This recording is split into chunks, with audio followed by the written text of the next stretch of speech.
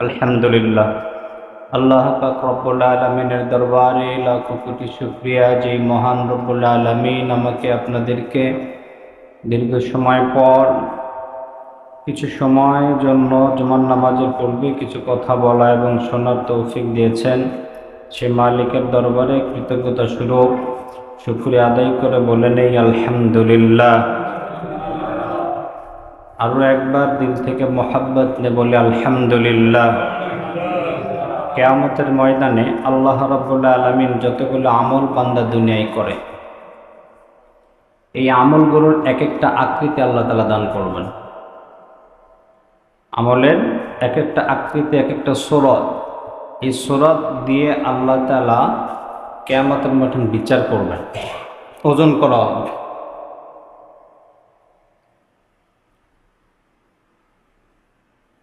বুখারী শরীফের ভিতরে আসছে, আল্লাহর পয়গম্বর বলেন, কিয়ামতের ময়দানে আল্লাহ তাআলা যে আমলগুলো বান্দারা করে এক একটার সূরত এক একটা দেবেন। কিছু কিছু আমল এমন আল্লাহ তাআলা দিবেন যে আমলগুলোর আকৃতি, আমলগুলোর সূরত সেটা একটা বৃক্ষের মতো। সাহাবা আজমাইন জিজ্ঞেস করলেন, ইয়া রাসূলুল্লাহ, ইয়া হাবিবাল্লাহ,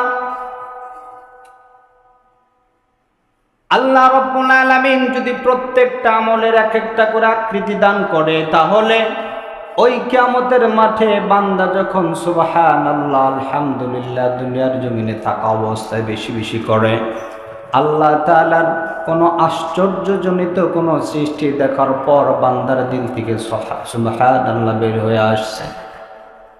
আল্লাহ তাআলা কোনো কাজ বান্দাকে পরিপূর্ণরূপে সুস্থভাবে পরিপূর্ণ করিয়ে দিয়েছে, বান্দা করতে পেরেছে, করিয়েছেন আল্লাহ তাআলা, বিধায় সে আল্লাহ তাআলার শুকরিয়া আলহামদুলিল্লাহ করেছে। ভবিষ্যতে বান্দা যখন কোনো কাজ করবে চিন্তা ভাবনা সংকল্প করে, আল্লাহর পয়গম্বর বলেন ওই বান্দার জন্য ইনশাআল্লাহ শব্দটা ব্যবহার করে। আল্লাহ তাআলার কোনো বরত্ব যদি বান্দা বর্ণনা করতে চায়, তাকবীর আল্লাহু আকবার বলে যখন বর্ণনা করবে তাকবীর দেবে। এই যে চারটা তাসবির কথা বলা হলো, বুখারী শরীফের হাদিস, আল্লাহর পয়গম্বর বলেন এই চারটা তাসবিহ, এক একটা তাসবিহকে আল্লাহ তাআলা বৃক্ষের মতো আকৃতি দান করবেন। সুবহানাল্লাহ। এই জন্য উম্মত তোমরা শোনো, দুনিয়ার জমিনে যতদিন বেঁচে থাকো, আখিরাতের জামানা, আখিরাতের সময় তোমার জান্নাতটা যদি তুমি বেশি বেশি করে বৃক্ষওয়ালা জান্নাত পাইতে চাও, বৃক্ষরোপণ করতে চাও, তাহলে দুনিয়ার জমিনে যতদিন বেঁচে থাকবা আল্লাহ তাআলার তাসবিহগুলো বেশি বেশি করে আদায় করবা। সুবহানাল্লাহ। এই জন্য শুকরিয়া আদায় করব কার? জোরে বলেন, বলে আলহামদুলিল্লাহ, লা ইলাহা ইল্লাল্লাহ, আল্লাহু আকবার। তাসবিহগুলো বেশি বেশি করে পড়বেন, বেশি পড়বেন। দুনিয়ার জমিনে শুধু দুনিয়াবি কাজে ব্যস্ত থাকি, ভালো কথা জবানে খুব কম, সব সময় এর বদনাম, মোর বদনাম, গাল মন্দ নিয়ে আছি, কিন্তু যতগুলো বদনাম গাল মন্দ বান্দা করবে আমল থেকে নূরগুলো চলে যাবে।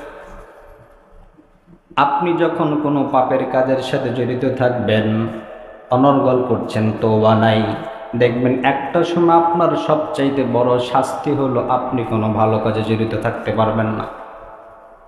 এটি আপনার এক নম্বর শাস্তি। নেক কোনো কাজ, ভালো কোনো কাজ করতে আপনার ভালো লাগবে না, যারা করবে তাদেরকে আপনি ঘৃণা করবেন, নানান ধরনের কথা বলবেন। যারা বদকার হয় এদের এক নম্বর শাস্তি হলো, প্রথমত যে শাস্তি, ভালো কোনো কাজের তৌফিক তাদের হয় না, যদিও হয় নসিব তাদের হবে না।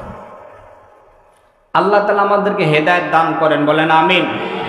এই জন্য সবসময় জবানে তাসবিহ রাখা, গীবত শিকায়ত দূরে রাখা। আল্লাহ তাআলা আমাদের বুঝ দান করেন, বলেন আমিন। তো আল্লাহ তাআলা স্বাধীন দেশে আমাদেরকে আবার জুমার নামাজ পড়ার সুযোগ করে দিয়েছেন, শুকরিয়া আদায় করবো কার? যারা বলেন আলহামদুলিল্লাহ।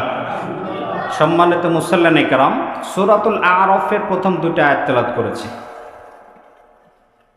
লম্বা যারা বিশদ আলোচনা, কিন্তু এখান থেকে আমাদের করণীয় কিছু, যেটা এটা দরকার।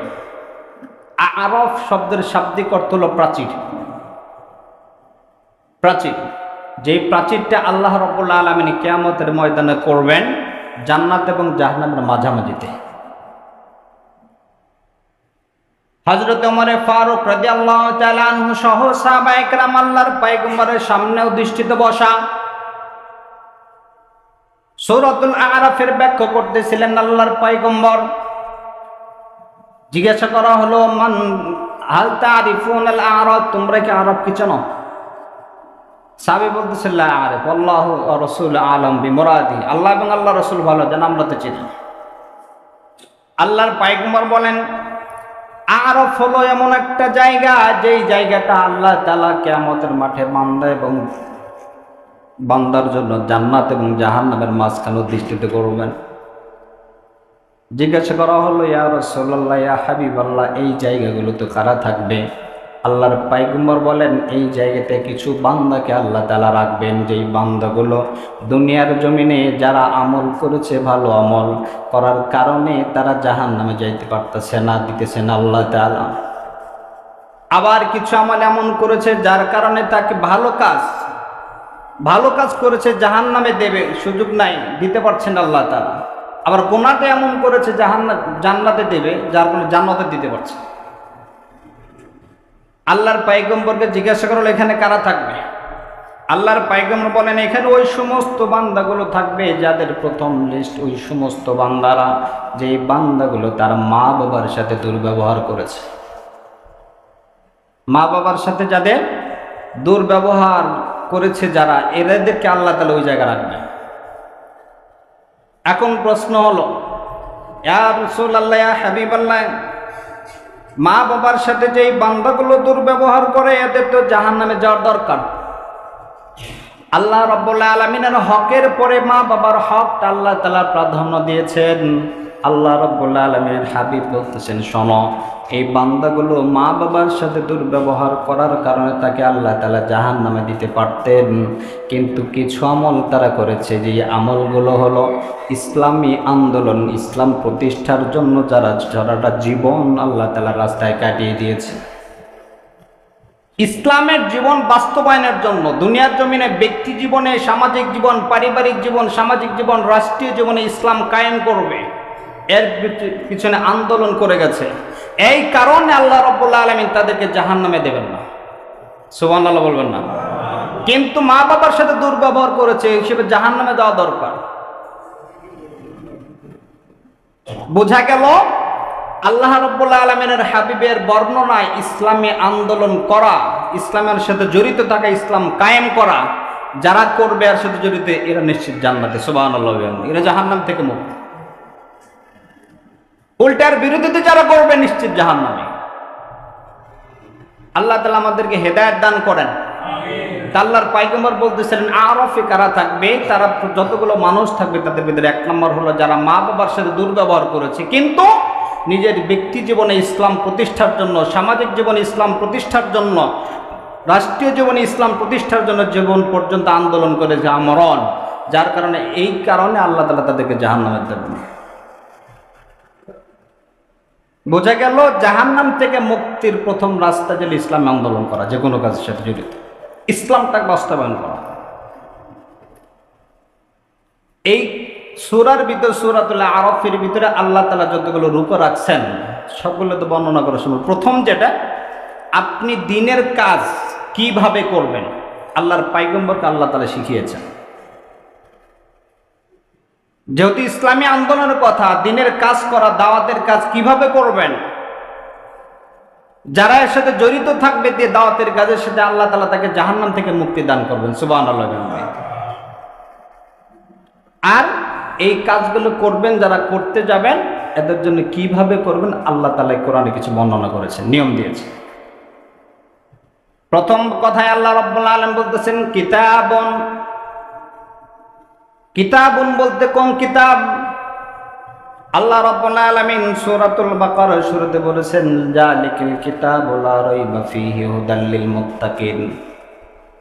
বান্দার জীবন থেকে আল্লাহ তাআলা যতটুকু সময় হায়াত আল্লাহ তাআলা বান্দাকে দান করেছে, এই জীবনটা কিভাবে পরিচালনা করবে, এই পরিচালনা করে জীবন যখন হায়াত শেষ হয়ে যাবে, মালাকুল মউত জানটা কবজ করে নিয়ে যাবে, কবরে যাওয়ার সাথে সাথে আল্লাহ তাআলার রহমতের ফেরেশতারা জিজ্ঞাসা করবেন,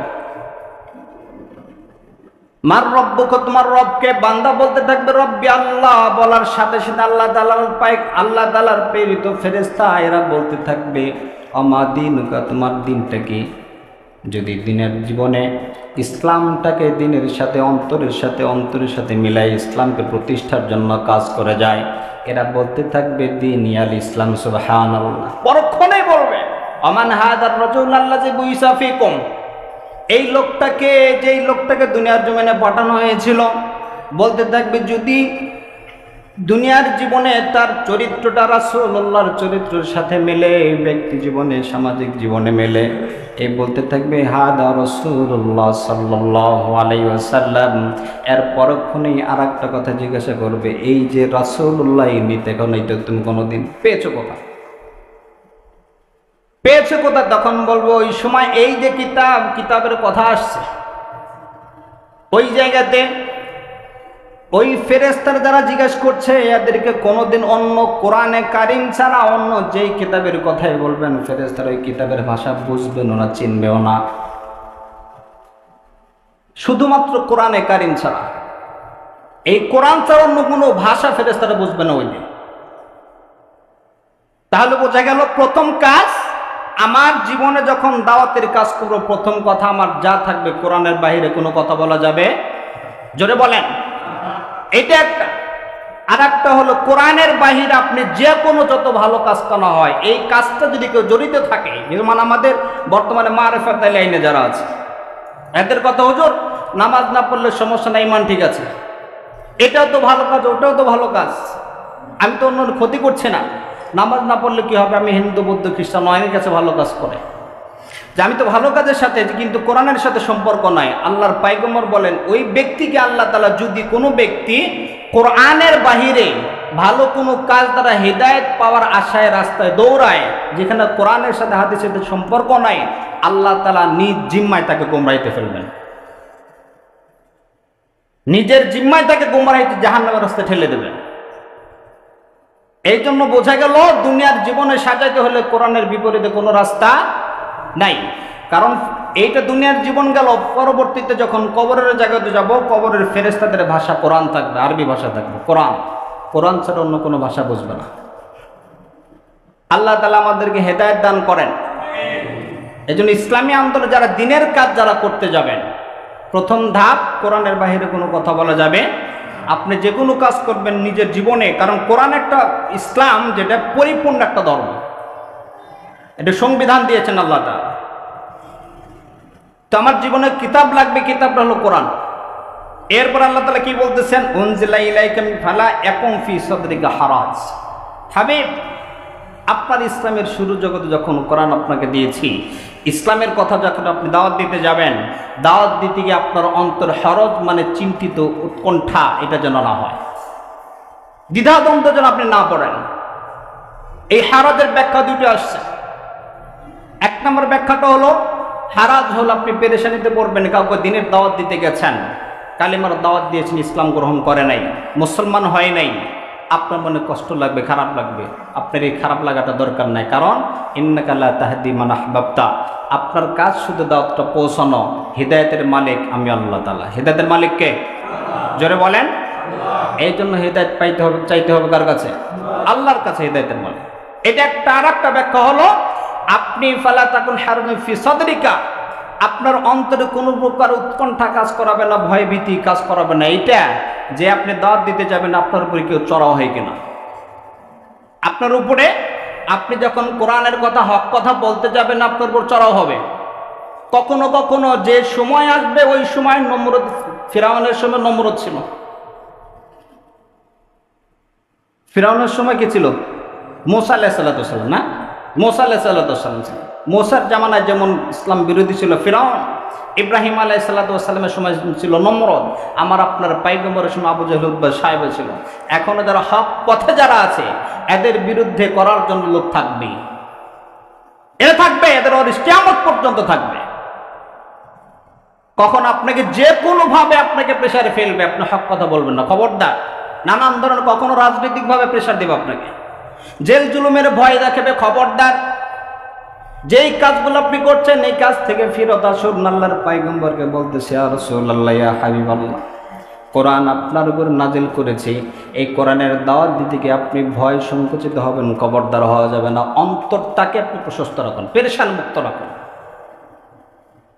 অন্তরটাকে পেরেশান মুক্ত রাখুন। এইখান থেকে মুফাসসিরিন কিরাম বলেন, মুফতি শফি রহমতুল মারিফুল কোরআনে লিখেছেন, বোঝা যায় আল্লাহ রাব্বুল আলামিন আল্লাহর পয়গম্বরের সমস্ত বিপদ বালা মুসিবত থেকে রক্ষার হেফাজতের দায়িত্ব আল্লাহ তাআলা নিজ জিম্মা নিয়েছেন। সুবহানাল্লাহ। কিয়ামত পর্যন্ত যারা হক কথা বলবে এদেরকে হেফাজতের দায়িত্ব নিয়েছেন কে? জোরে বলেন।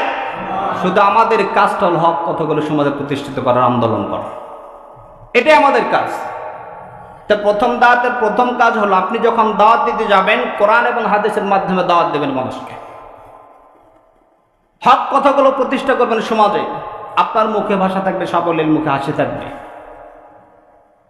এই দাওয়াত দিতে যাবেন, আপনার উপর চড়াও উতরে আসবে, জুলুম আসবে, পেরেশান হবেন না। খবরদার, ধৈর্য ধারণ করুন। আল্লাহর পয়গম্বরকে যেরকম আল্লাহ তাআলা হেফাজত করেছেন, আপনাকেও আল্লাহ তাআলা হেফাজত করবেন। সুবহানাল্লাহ।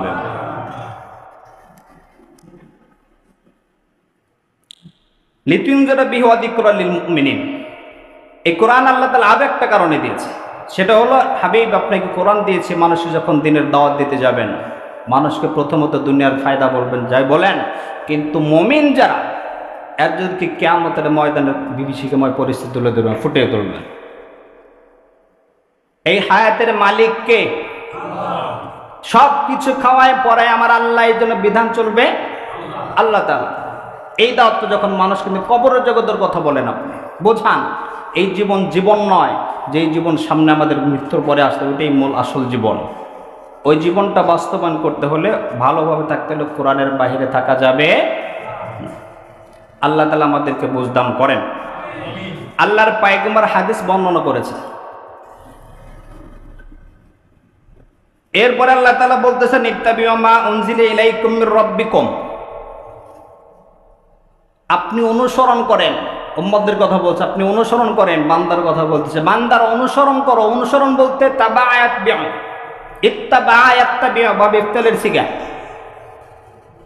আরবিতে একটা নিয়ম আছে, কাসরাতুল মাবানি তাদুল্লু আলা কাসরাতিল মানি। যার বর্ণনা কথাগুলো বেশি থাকে, শব্দ বড় হয়, ওটার অর্থ বড় হয়। ইত্তাবিউ শব্দের অর্থ, তাবিউন অর্থ হলো আপনি পদঙ্ক অনুসরণ করা। আপনার সামনে যে লোকটা চলছে, আপনি তাকে অনুসরণ করছেন, ওই কোথায় পা ফেলে, কি করে, কিভাবে চলে, ওনার বাচনভঙ্গি, চল ঢল কেমন, এই পরিপূর্ণ নকল করার তাবে, এটাকে বলে ইত্তাবিউ। আপনি যখন কোরআনকে, আল্লাহর পয়গম্বরের দ্বীনকে প্রতিষ্ঠিত করবেন, কোরআনে যা বলেছেন, রাসূলুল্লাহ যা বলেছেন, পঙ্খরূপে অনুসরণ করাই হলো ইত্তাবিউ। এর বাহিরে নিজের মন গড়া জিন্দেগি হবে না। এর বাহিরে আপনি যে রাস্তায় যাবেন, কোন রাস্তায় মুক্তির পথ না। মুক্তির পথ একমাত্র কোরআন। এই জন্য কোরআন এবং হাদিসে যা বলা আছে এটাই অনুসরণ করেন। এর বাহিরে অন্য কোনো তন্ত্রমন্ত্র অনুসরণ করে ফায়দা নেই, শান্তি আসবে না। আল্লাহ তাআলা আমাদেরকে বুঝ দেন। ওয়ালা তাত্তাবিউ মিন দুনিহি আউলিয়া, এর বাহিরে কোরআনের পক্ষে ডাকেন আপনাকে, যেই দলের ভিতরে কোরআন নাই, হাদিস নাই, এমন লোকের অনুসরণ আপনি করবেন না। খবরদার, এখানে গেলে আপনি গুমরা হবেন। যে দাওয়াত দেবে সে গুমরা, যারা অনুসরণ করবে তারাও গুমরা। আল্লাহ তাআলা বলতেছেন, ওয়ালা তাত্তাবিউ মিন দুনিহি আউলিয়া, খবরদার, কোরআন যেই দলের ভিতরে, যেই দাওয়াতকারী, যিনি দাওয়াত দিচ্ছেন, ওই দলের ভিতরে কোরআন নাই, খবরদার তাদের অনুসরণ করবেন না। যদি অনুসরণ করেন, আপনি চিন্তা করছেন ভালো কিছু করবেন, খবরদার না, আল্লাহ তাআলা নিজ জিম্মায় আপনাকে জাহান্নামের রাস্তায় ঢুকাই দেবে। নাউযুবিল্লাহ মিন যালিক। কালিলাম মা তাযাক্কারুন, আপনি যখন এই দাওয়াতগুলো দেবেন, সবাই আপনার কথা শুনবে তা নয়। কিছু মানুষ এমন আসবে, যেই মানুষগুলো আপনার দাওয়াত নেবে এবং কবুল করবেন। সুবহানাল্লাহ। যার কারণে আল্লাহর পয়গম্বর যখন দিনের দাওয়াত দিতেছিলেন, ওই সময় অল্প সংখ্যক কিছু লোক ছিল। এখনো হকের পথে যারা আছে, খুব কম সংখ্যক লোক। গুনাহের কাজটা আমাদের সমাজে সবচেয়ে বেশি হয়। জোরে বলেন। এমন এমন গুনাহ যেটা আপনি কল্পনা করতে পারবেন না কিভাবে করছে। শুধুমাত্র মানুষকে দিনের দাওয়াত দেওয়ার আমাদের হইতেছে না ওইভাবে। দীর্ঘ 17 বছর পর্যন্ত দেওয়ার সুযোগ ছিল না। এমনভাবে আপনাকে আটকে কথা বলবেন, সুযোগ নাই, যাই কিছু বলবেন আপনাকে প্রেশারে রাখবে। দিনের দাঁত দুইজন মানুষ একসাথে চলবেন এমন অবস্থা গেছে। আমি তো ছোট মানুষ, দুইজন একসাথে গল্প করতে পারে না, 3 হুজুর মিলে কথা বলবো, কথা ভালো মন্দ সুযোগ হয় নাই। জিজ্ঞাসা করছি আর চোখে দেখেছে তাদের। আমার মতো মানুষকে এরকম প্রেশারে রাখে, আমাদের আকাবের যারা বড় বড় আমির যারা, তাহলে এদেরকে কি পরিমাণ প্রেশার রেখেছে। আল্লামা মামুনুল হক সাহেব বলেন, আমার উপরে যেই পরিমাণ জুলুম করা হয়েছে, আমার মতো জুলুম অন্য কোনো ব্যক্তির উপরে করে না হয়েছে না।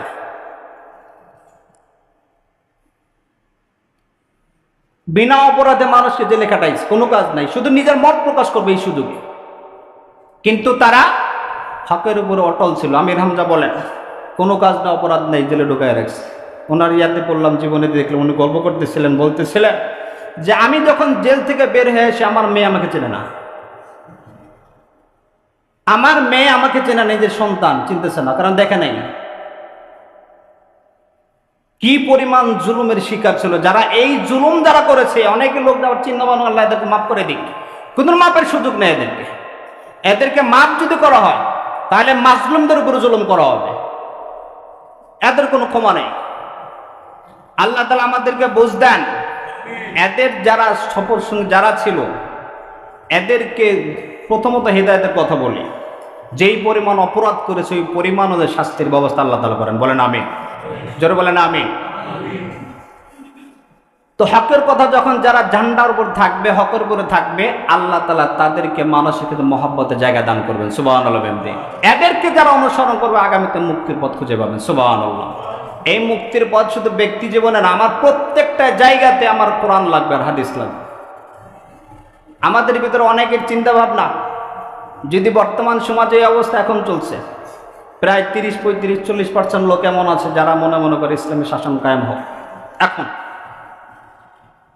এটা যদি 50% হয়ে যায় বা 52% হয়ে যায়, নিঃসন্দেহে ইসলামের শাসন কায়েম হবে আমাদের দেশে। এটা যদি হয়, যারা গুনাহের সাথে জড়িত, ওদের চিন্তা হয়তো যদি ইসলামের ভিতরে যদি ঢুকি, আমি তো নারীবাজি করতে পারবো না, আমি তো ঘুষ খাইতে পারবো না, আমি তো সুদ ছাড়তে পারবো না, ইফটিজিং এর সাথে জড়িত আছি, আমি এটা করতে পারবো না। ওদের মনে মনে চিন্তা ভাবনা ইসলামের শাসন কায়েম না হোক। আল্লাহ তাআলা এই মানুষদেরকে বুঝ দেন। জোরে বলেন। তো আমি ওই দলের ভিতরে যাব যেই দলের ভিতরে কোরআন আছে, যেই দল হাদিসের কথা বলে, যেই দল আল্লাহর পয়গম্বর আল্লাহ তাআলার জান্নাত জাহান্নামের বর্ণনা করেন, এই দলের সাথে জড়িত থাকলে দুনিয়াতেও লাভ, আখিরাতেও লাভ। দুনিয়াতে লাভ, আপনি যতদিন বেঁচে থাকবেন ইজ্জত সম্মানের মালিক, আপনার সমস্ত বালা মুসিবত থেকে আল্লাহ তাআলা হেফাজত করবেন। সুবহানাল্লাহ। আলাদা প্রকার শান্তি আল্লাহ তাআলা দান করবেন। ইসলামের ইতিহাস পড়ে দেখবেন, দেদার চেয়ে ঘুমাইতেছিস, ঘুম সবচেয়ে বড় একটা নিয়ম। আপনার ভিতরে যদি সততা থাকে, আপনি দেখবেন আরামে ঘুমাচ্ছেন। যেই দুর্বলতা আছে, দুর্নীতি করেছেন হাজার হাজার কোটি টাকা, অন্যের সম্পদ দখল করে খেয়েছেন, জবরদখল করে, আপনার ভিতরে ভয় থাকবেই। এই ভয় যাদের আছে, যার কারণে এখন 17 বছর যাবৎ দেশ চালাইছে, এখন তারা পলাতক। যেই পরিমাণ অপমান অপদস্থ হচ্ছে, প্রত্যেকটা মানুষ তাদেরকে গালি দিচ্ছে। এই জীবন নয়, এইটা সম্মান তো ক্ষণিকের, কিন্তু আল্লাহ তাআলা যেই সম্মান দান করবেন কোরআনের পথে চললে, ওই সম্মান দুনিয়াতে সম্মান, আখিরাতে সম্মান। সুবহানাল্লাহ।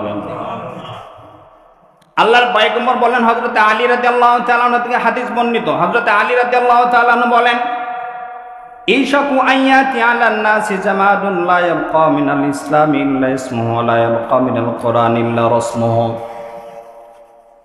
হযরত আলী বলেন, আল্লাহর পয়গম্বর বর্ণনা করেছেন, আমার সন্দেহ হয়, ভবিষ্যৎবাণী করছেন, এমন একটা জামানা আমার উম্মতের উপরে আসবে, যে জামানার ভিতরে শুধু ইসলামটার নাম অস্তিত্ব থাকবে, কিন্তু ইসলামের কোনো শাসন থাকবে না দুনিয়ায়। এখনকার সমাজের অবস্থা দেখেন, ইসলাম শুধু বাস্তব নামে আছে, কিন্তু আমার কোনো কার্যকলাপ ইসলাম অনুযায়ী হয়েছে কথা কয় না। এর আগে বলেছিলাম, বর্তমানে সবচেয়ে পবিত্র একটা জিনিস হলো বিবাহ বন্ধন, আর নিকাহ নিসফুল ঈমান, আল্লাহ রাসূল বলেছেন। একজন মুসলমান যদি নিজেকে মুসলমান দাবি করে, সে হিন্দুদের সংস্কৃতি কিভাবে বাস্তবায়ন করে? এখানে সমাজের মোড়ল যারা আছেন, এদের নিস্তারে কোনো রাস্তা নাই, এরা উদ্যোগ নিয়েছিল, চাইলে করতে পারে। এটা আমাদের এই সমাজটা এখন আপাতত মুক্ত বক্স থেকে, তবে কয়েকদিন আবার শুনছিলাম আবার বন্ধ হয়ে গেছে। যারা এগুলো করছে এরা কোনো মুসলমান নয়। মুসলমান হিসাবে যদি নিজেকে মুসলমান দাবি করে, এটা মুসলমানের কোনো কাজ নয়। আল্লাহ আমাদেরকে বুঝ দেন। আল্লাহ রাসূল বলতেছেন, আমার ভয় হয় এমন একটা জামানা আসবে মুসলমানের উপরে, যেই জামানায় শুধু ইসলামটা নামকে অস্তে থাকবে, কিন্তু ইসলামের কোনো শাসন দুনিয়ার জমিনে থাকবে না।